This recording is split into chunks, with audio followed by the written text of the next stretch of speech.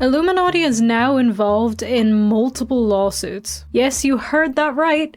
Multiple lawsuits. At this point in the iilluminaughtii story, I shouldn't be surprised by that information, but she still catches me by surprise every single time. So to make this easier to understand, I'm going to take you through these in chronological order. Now, if you'll remember, iilluminaughtii had originally been sending cease and desists to some of the former members of Sad Milk. And this all came after they had posted threads and videos speaking up about the ways that she had been really, really crappy to them and to everybody else around her. Then from cease and desists, we got to iilluminaughtii trying to take OzMedia's home away from him. She had the power to take his home for a very long time, but she chose to do so after he had said he was planning to make a very long sort of expose style video with screenshots and evidence of the things that she had done to him, both during the time of their romantic relationship and when she was his boss. So because he was late on payments, she was going to foreclose just before Christmas,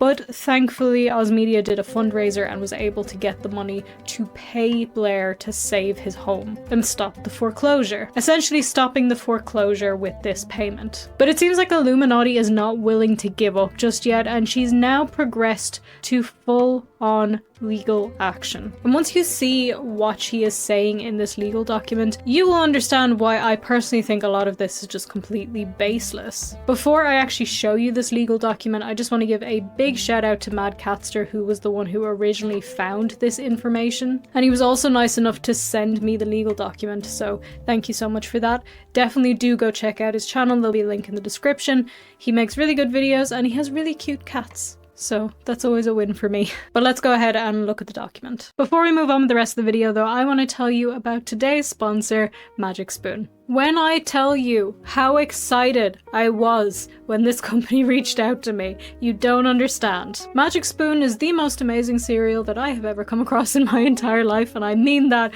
with full honesty. It's essentially all the same great taste you remember from your childhood, but with the ingredients grown up a bit. It's not made with anything artificial, it's high protein, keto friendly, gluten free, grain free, soy free, wheat free, and naturally flavored. And I need you to understand how much this means to me, because I gotta paint a little picture for you. I love cereal so much.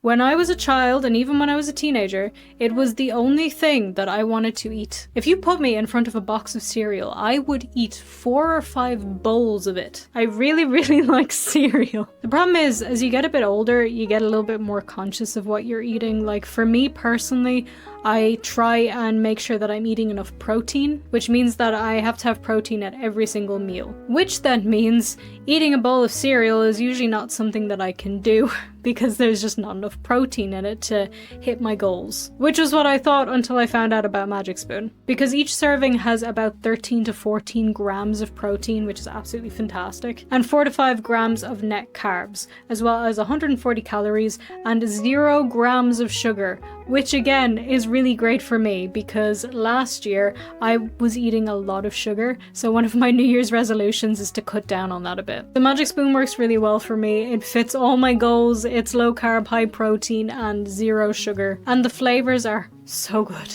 The variety pack comes in 4 really, really delicious flavors. You have fruity, frosted, cocoa, and peanut butter. And the frosted one is my personal favorite. And beyond how great these taste and how they actually do fit into my nutritional goals, do you want to know what's so great about these? They have little games on the back like you'd have on cereal when you were a kid, and it's so fun. I got so excited. The first pack that I opened was the cocoa one, and on the back it has Mad Libs.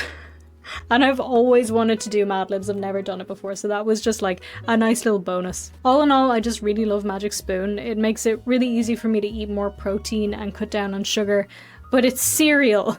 And I love cereal. I absolutely would recommend you try it out. I just love it so much. So if you would like to, then you can click the link in the description to grab a variety pack and try it today. And make sure to use the promo code SKOV at checkout to get $5 off any order. Or you can go to magicspoon.com/skov. And Magic Spoon is so confident in their product that it's backed by a 100% happiness guarantee. So if you don't like it for any reason, then they will refund your money. No questions asked. So start the new year off right by clicking the link link below or scan the QR code on the screen and use the code SKOV for $5 off, or go to magicspoon.com/skov to save $5 off your order today. Thank you so much to Magic Spoon for sponsoring today's video. Now let's get on with the rest of it. Now, a lot of this is redacted because it contains personal information, but you can still see here that Blair, as well as her company, are suing 3 different individuals. And these are OzMedia, Wonderstruck, and Felix the Kit Kat. Now, OzMedia, I already touched a little bit on what has been happening up till now there. Wonderstruck was also a former employee of Illuminaughtii, who was also mistreated by Illuminaughtii, and there's a lot to go into there, and I have made videos on everything, so check it out, link in the description if you need to catch up or if you need a reminder. It's all there. I won't go too deeply into it now because I don't want to bore people who already know what I'm talking about. But to sum up, in the shortest way I possibly can, Blair was allegedly a terrible boss to Wonderstruck, as well as just being a terrible person, convinced him to lease a BMW through her, and then she repossessed that BMW in the middle of the night and it had all of his stuff in it. Obviously that situation is a lot more going into it than just that, but yeah, check out the videos in the description if you need a reminder. Felix the Kit Kat, however, is somebody who we haven't really talked about before, but they do play an important role in this story. Back when the Click made his video about Illuminaughtii, he alleged that she had paid people to dig up dirt on him. And to prove this, he showed screenshots of a conversation between Blair and one of her employees, where she was offering that employee money in order to find videos of the Click saying things that he shouldn't have been saying. In these screenshots, the name of the employee was redacted. However, we now know that that employee was Felix the Kit Kat. And how do we know that?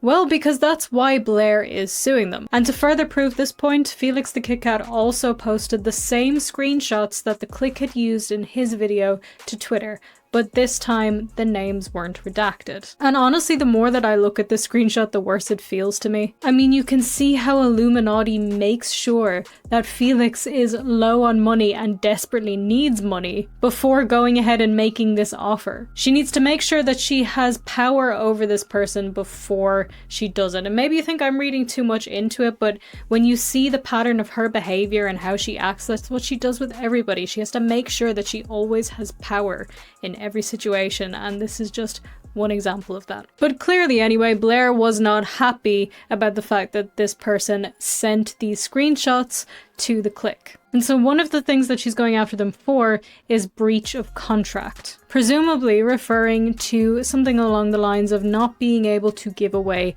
business secrets, meaning not ever talking about the wrongdoings of Blair. Apparently. Plaintiff's goal is to protect its confidential proprietary information and ensure that all employees agree to maintain the confidentiality of the company of Illuminaughtii's information. And then the document goes on to detail all of the ways that Illuminaughtii feels like these contracts of employment have been breached. Firstly, it begins talking about Blair and OzMedia's relationship. However, a lot of this information is redacted. And that is because, according to Mad Catster, it goes into a lot of private information that isn't supposed to be shared online. It then goes on to say this. On July 25th, 2023, a defamatory video titled "The Fall of Illuminaughtii, YouTube's Biggest Bully" was posted about plaintiffs. This video was published by redacted, but it's Cruel World Happy Mind.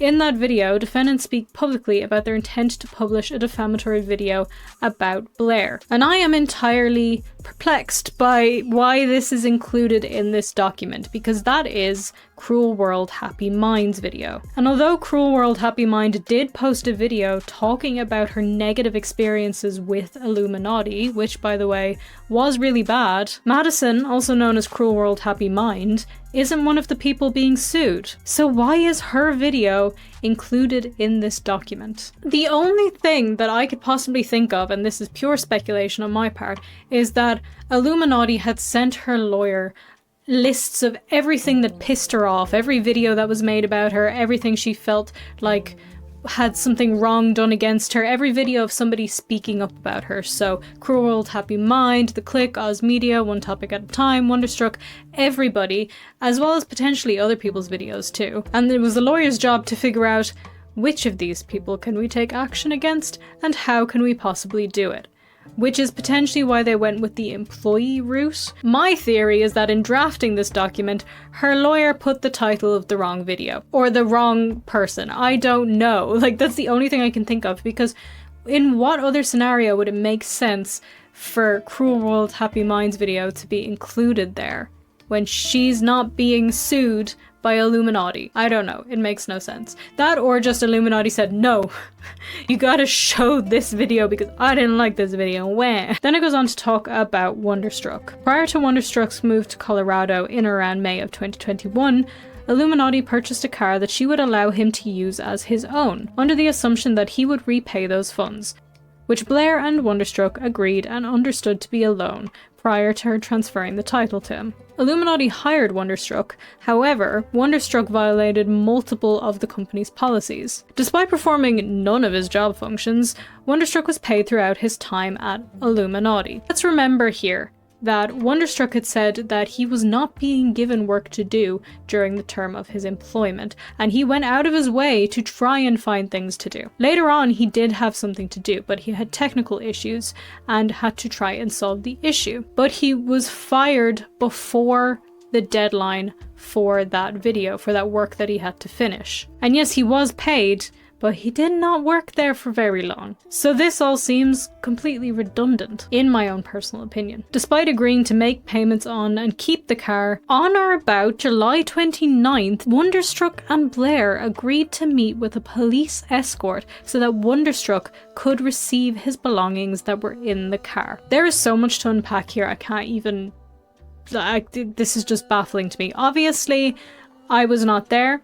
The only people who were there were Blair and Wonderstruck, so they're the only people who know. But given Blair's track record of lying about literally everything, I don't really trust her, and Wonderstruck had explained that there was damage to the windshield because those things can happen when you drive, but it was going to be fixed.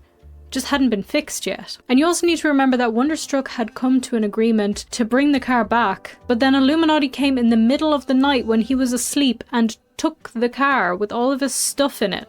How in any way is that okay? And it's being fully, in my opinion, misrepresented here in this document. Plus, the police escort thing. Is that true? Because what we've heard from Wonderstruck is that he never got his stuff back, including the myriad of things that was in there, expensive stuff, work equipment, his play button, so many things were in that car. She took them and, according to him, never gave them back. So what happened with this police escort? Although, I have to say, in the document, it doesn't say that they met and she gave him his stuff back. It said they agreed to meet. So, you know, it doesn't say that they met up. In or about May of 2023, Wonderstruck created a 1 hour and 20-minute video with OzMedia, where both defendants make the following claims: that Blair stole Wonderstruck's car, that Blair committed wage theft, when in reality, Blair simply deducted taxes out of his earnings, and other claims. So to my understanding, that is not what was claimed. They just explained the situation of her coming in the night and taking the car. That was all. After the video was produced, Blair sent a cease and desist letter to the defendant. He reacted by starting a GoFundMe page seeking money to pay for legal fees. Okay, and? Like, what is the point of pointing this out? You have threatened him with legal action, he can't afford a lawyer, he's going to ask for help to pay a lawyer for the legal fees that you are about to incur onto him. Makes no sense. Then we move on to Felix the Kit Kat, who is a former employee of plaintiffs. Felix, in violation of the agreement, turned over private messages between Blair to a YouTuber, in quotation marks, which I love, to exploit in a video made to slander Blair. Regarding the messages, Felix edited selectively picked messages to create the appearance that Blair made statements that she did not. He thereby created a narrative that was damaging to plaintiffs. So she's claiming that he edited the screenshots, but she's also claiming that he selectively picked screenshots. So this confuses me, because is she saying, yes, I did say the things in those messages, but he edited them together to make me look bad? Or is she saying that these messages didn't exist and he made them up? Either way, I don't really believe her, but at the same time, it would be a very ballsy move to make a lie like that in a legal document. So I'm not sure. But here's part of the screenshots again. I mean, you can make up your own mind about what you think here, but I can't imagine that this is edited. So the document then goes on to say that all of the defendants have breached this part of the agreement. Employee agrees not to use confidential information and/or proprietary data for the benefit of any other person, corporation, or entity other than the employer during the term of the employee's employment with employer or any time thereafter. So do not say anything about me or the company ever. And then we get on to the second claim of defamation.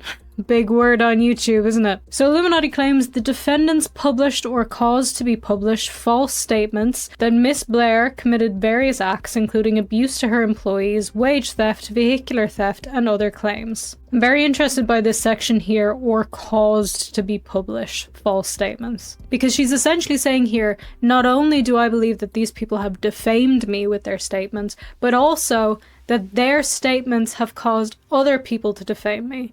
And now again, please bear in mind here that I am not a lawyer. I am just a girl with a YouTube channel. So, you know, don't take what I'm saying as any kind of legal advice or anything like that. And this is just pure opinion and speculation and my understanding. But from what I understand of defamation and the law, and I have looked into stuff like this before, obviously covering YouTube nonsense, I've looked at a lot of court documents, and I don't understand how you can say that other people making videos are the defendant's fault. Like, you can't say, oh, VangelinaSkov made a video about Illuminaughtii. That is clearly and entirely the responsibility of OzMedia. It doesn't work like that, and it doesn't make sense to me. So I just personally don't think that that bit holds any merit, but maybe I'm completely wrong. You can educate me in the comments if you want. These statements were defamatory because they tended to harm Miss Blair's reputation by lowering her in the estimation of at least a substantial and respectable minority of the community. There is so much to unpack in that one little sentence alone. Firstly, the use of substantial but still a minority of the community, because if you're trying to get a defamation claim go through, right, you have to prove that it's caused harm to you, financial and personal and all of that. So it would be in her favor to tell the truth here and say just a substantial portion of her audience don't want to watch her anymore because everybody thinks that she's full of lies and nonsense and is a horrible person. But her ego can't let her do that, so she has to say, okay, fine, substantial amount, but it's a minority of the community. A minority of it. Stupid. And then she says here, these statements were defamatory because they tended to harm Blair's reputation. They don't say these statements are defamatory because they're untrue. They say they're defamatory because they're trying to lower her reputation. Now, for something to be defamation, they need to be untrue, but she's not here stating that they're untrue, nor is she giving any evidence for these statements being untrue. I will say I was reading something recently about defamation in Japan. Again, I could be completely wrong, not a lawyer, and I also don't live in Japan. But what I was reading about is that in Japan, you can sue somebody for defamation even if the statements are true, because it's still like hurting somebody's character, potentially their business or whatever. However, in the States, where Blair is from and where all of these people that she's suing are living, the statements need to be untrue, because otherwise it's not defamation, it's just people telling the truth. So why isn't she saying here, these statements are defamatory because they were untrue and tended to harm her? Why just tended to harm her? It's starting to feel like it doesn't have a leg to stand on here. The defendants were acting with actual malice when they made these statements, knowing that they were false, or while recklessly disregarding whether they were true or false when published. The last statement is a little bit weird to me, because she says because they're false, or, you know, they might have been true, but they also might have been false. I just feel like that statement in itself made itself redundant. Third claim for relief. Defendants published statements about Blair. The defamatory nature of these publications was apparent on their face because they alleged commission of criminal offences, and they were allegations incompatible with Miss Blair's business, trade, profession, or office. Again, I have gone through some of the video statements that were made about Illuminaughtii, and I cannot find where they actually said she committed an offense or she did this thing that's a crime. The closest thing I can find is OzMedia alluding to the potential of white-collar crime, not stating it outright. Plaintiff praised that this court entered judgment in favor of plaintiffs on their claims plead herein, including an award of pre- and post-judgment interest, attorney fees and costs, and any other relief that it deems reasonable and necessary. To me personally, this in its entirety feels like a load of bollocks, because it's just claiming that they're defaming her without going into too much detail, which it's a court document.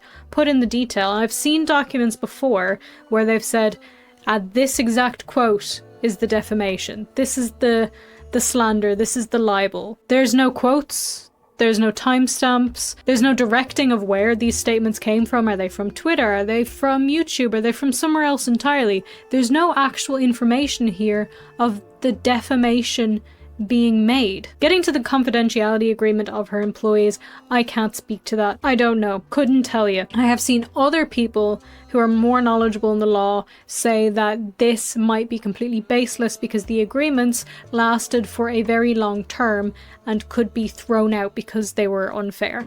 But that is what I've seen other people say, and I cannot confirm nor deny that. So there's that. She's suing 3 people because, in my opinion, she's having a tantrum. And also, yeah, she is losing money. She is losing her reputation. But from my view, it's her own fault. She did this to herself by being terrible. It's not the fault of the people who told the world that you're terrible. It's your fault for being terrible. But like I said, there are multiple lawsuits, not one lawsuit, and we have another. Now in December, I was contacted by somebody with some information about Illuminaughtii. Now, when I got this information, this was during the time that I kind of disappeared for a little bit, so I did not cover it. But that was information that Blair is on the Colorado tax delinquent list, which means that she owes taxes and has done for a while. Obviously, I have had to blur out her name and her address because it is personal information. Her last name is not public, but this is her on the list here, and you can see that she owes 2 different amounts from 2 different periods. So from 2020, she owes $2,919. And from 2021, she owes $11,269. So in total, she owes $14,188 in unpaid taxes. Now, this would not be on this list if it was paid. If she had paid this, it would be gone, even if the debt did exist at some point. So the fact that it's here means that it's still unpaid. Now, generally, I wouldn't discuss people's finances like this. I wouldn't say it's really relevant, but in this case, I do think it's relevant. And I will tell you why. She has been going out of her way to destroy people, and in her attempt to do so, she is going through multiple legal proceedings, including cease and desist, including trying to foreclose on somebody's home, and including taking legal action against them. Now, these kinds of things are not cheap. Legal stuff is extremely expensive, and I just wonder if her money would not be better spent paying her unpaid taxes rather than going after people who don't like that she treated them like crap. And also, I think the fact that she tried to foreclose on somebody's home kind of makes this fair game to discuss, if I'm being perfectly honest with you. The other reason that I'm bringing this up is that it baffles me.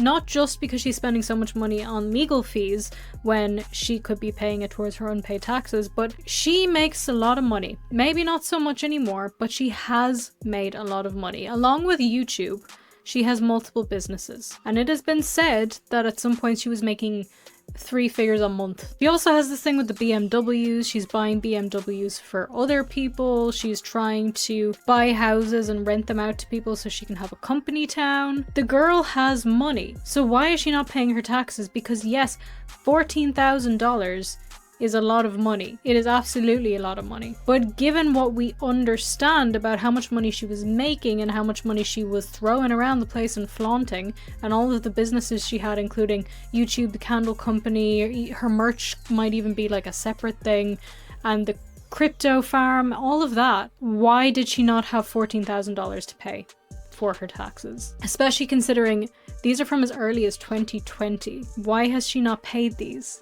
since 2020. But we do know from OzMedia that she is apparently really bad with money, bad with handling money, and I see it. But again, the only reason that this is relevant is because she should be using her money to pay her taxes rather than taking legal action against people that she doesn't agree with and doesn't like, in my own personal opinion. Which, by the way, everything I say in this video is my own personal opinion. Don't get that twisted. But as well as owing this money, she's now being sued for this. Once again, these screenshots come from Mad Catster, and he is the person who originally found this information, so do go check out his video as well. This time I just screenshotted them from his video because I didn't want to bother him again to send me another document. I felt bad enough asking the first time. Plus he had all the stuff there in his video, so I've just screenshotted it for you. But you can see that she's being sued for her unpaid taxes. This is filed for the amount of $3,611.18 in unpaid taxes, and it was filed on December 5th, 2023, which, bear in mind, is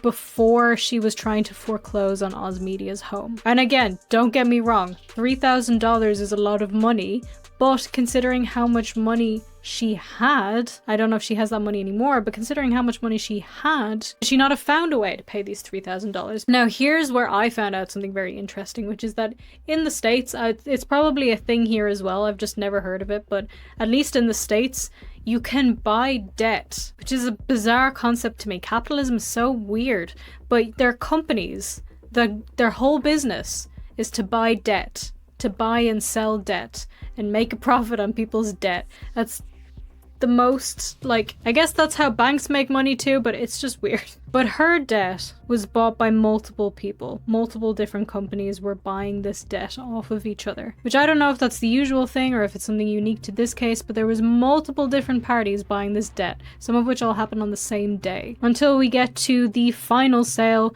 which is now who is suing her and trying to get these $3,000. And again, normally I wouldn't say this is something worth talking about, even if the person we're talking about is a horrible person, but it just goes to show, while she's taking all of this action against other people, she could just be using the legal fees to pay her debt. And I still don't understand why, since 2020 and 2021, when she was making a ton of money, like, the girl was making bank, multiple businesses, like millions of views, hundreds of thousands of views on videos that she's posting 3 to 4 times a week. She's got merch, she's got companies, she's got allegedly a crypto farm. I would be very surprised if she didn't have a substantial amount of money. Bear in mind as well that she was also getting BMWs and getting BMWs for other people. The money seems to be there. So why didn't she pay her taxes? And it makes me question what other shady things might have been going on behind the scenes. Unfortunately, this means that there will likely be other legal proceedings unless her case for defamation and whatever else against her employees gets thrown out because it is seen as baseless. But unless that happens, there will be more. But I do hope she doesn't continue to sue people. I hope she doesn't continue finding people to sue, because at this point, this whole thing just seems like a child having a tantrum. A very, very expensive tantrum. But anyway, that's it for now, so thank you so much for watching. Please do leave me a comment and let me know everything you thought about today's video. I really do enjoy hearing what you guys think. And if you don't want to leave me a comment about that, then leave me a comment and let me know, do you like my Lego? I did a Lego. I didn't do Lego growing up, really. I don't think I even owned any Lego, to be honest with you. So I never thought I liked it because I didn't do it as a kid. But then I got like one little, not an official Lego, it was like a fake one from, I don't know, AliExpress, or maybe it was from Amazon or something. And that was really fun. The pieces were tiny. And then I got a gift of this, which I had fun doing. I actually had a really nice time. I did it yesterday. I had a cup of tea, made a cup of tea. I put on Gab Smolder's stream in the background. It was like a recording of her stream, and I made my little Lego, and I just had a really nice time.